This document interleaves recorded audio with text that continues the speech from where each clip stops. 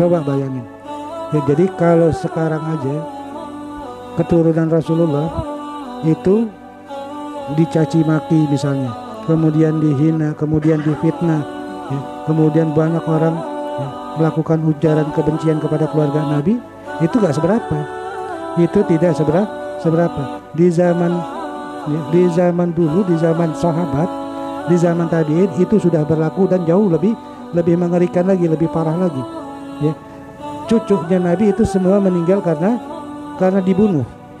Contohnya Sayyidina Hasan, contohnya Sayyidina Ali deh, mantu Rasulullah.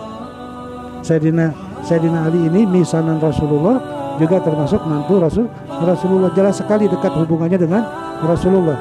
Matinya dibunuh. Gitu. Nah, begitu juga dengan Sayyidina Hasan.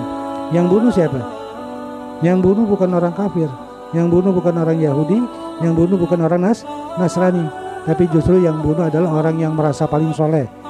Orang yang merasa paling soleh, orang yang merasa paling sunnah, orang yang merasa paling ahli Quran, yaitu Muawiyah. Nah, begitu. Kemudian Sayyidina Husain, apalagi Sayyidina Husain dipenggal. Mereka tahu kalau Sayyidina Husain itu jelas-jelas cucu Rasulullah, jelas. Gak perlu pakai tes DNA, gak perlu pakai buku nasab. Sudah jelas Sayyidina Husain itu adalah cucunya Rasulullah. Tetap dibunuh, tetap dipenggal kepalanya. Kita ngerti sejarah, ya kita nggak kaget lagi kalau dengar kayak begini nih. Ada orang misalnya menghujat keluarga Nabi, ada orang yang mencaci maki keluarga Nabi dengan alasan nasabnya terputus. Nggak perlu pakai alasan nasab terputus pun mereka akan bunuh. Sayyidina Husain, ya udah jelas-jelas keluarga Nabi, ya nggak perlu tes DNA, nggak perlu pakai buku nasab.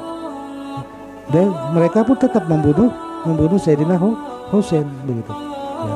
Dan kalau orang-orang yang ada sekarang ini yang menghujat ya, keluarga Nabi, yang menghujat keturunan Nabi, itu kalau seandainya hidup di masa zamannya Yazid bin Muawiyah, mereka lah orang-orang terdepan yang membunuh Sayyidina Husain, begitu.